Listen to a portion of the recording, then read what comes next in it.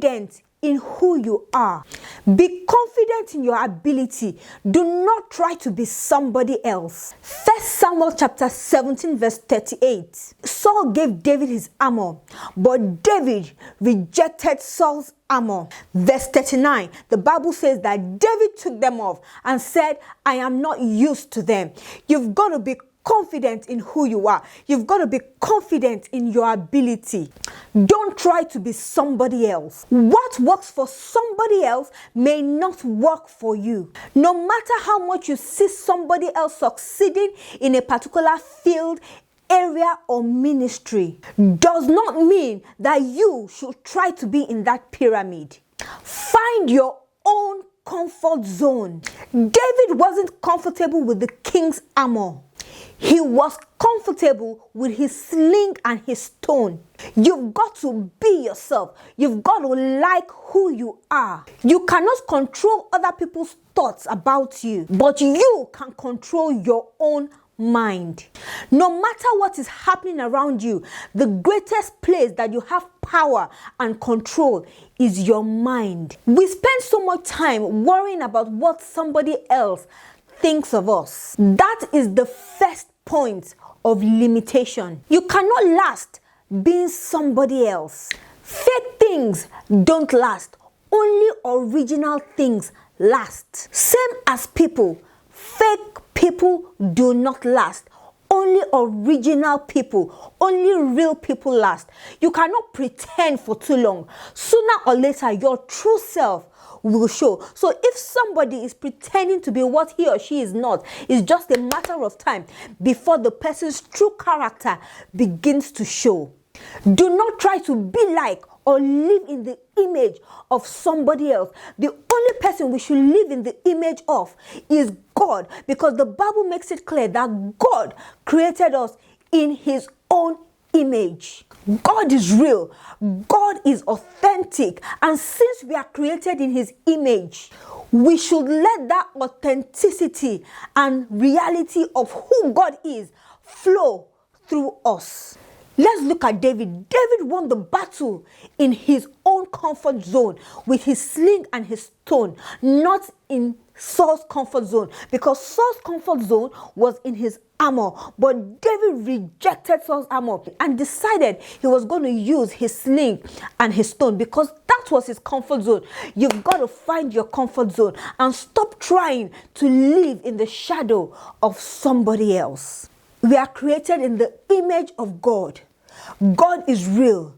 God is authentic. So you owe it to yourself to be real, to be authentic, to be yourself, to love yourself, to like yourself, and to be comfortable with who you are. Because that is the only time, that is when you can achieve the things that you want to achieve in your life. Do not be discouraged when you go through failure.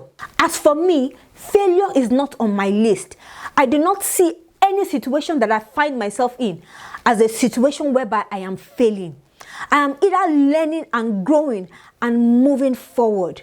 You may experience setbacks, you may experience challenges, but you've got to keep on moving forward.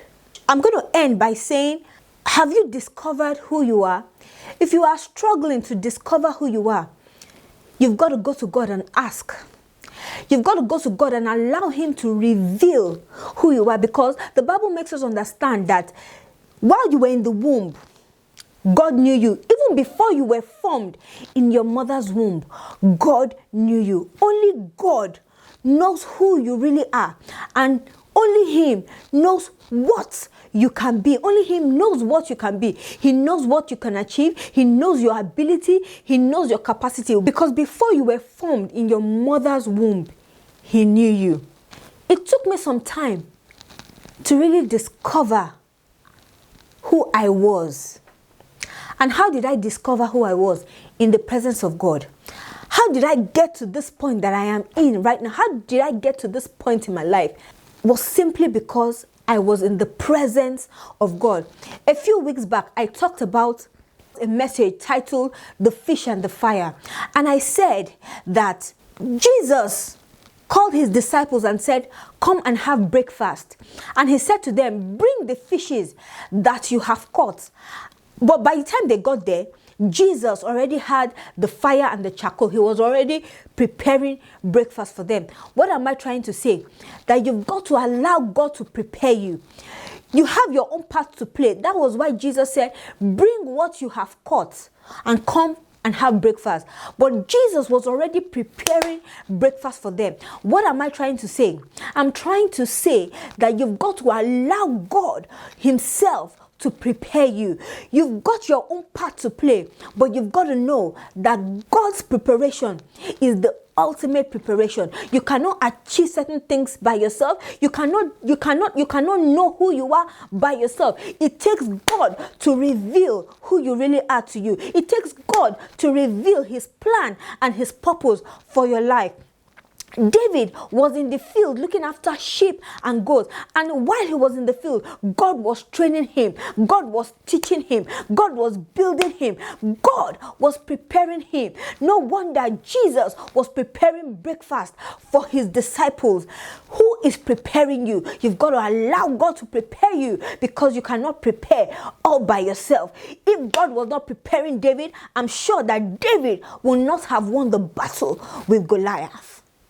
But David allowed God to prepare him. I'll give you an example of myself. I didn't just wake up one morning and decide that I'm going to sit here and start talking with Feyisayo. No. For a very long time, I struggled with this feeling. I began to ask myself questions. God, why me? I am not perfect, so why me? But as I spent more time in the presence of God, it became clear to me that God is not looking for perfect people, but he's looking for people who are willing to be perfect. The only person you can try to be like or live in his image is God, because the Bible makes it clear that God created us in his own image. God is authentic. God is real. So let that authenticity and reality of the person of who God is flow through you.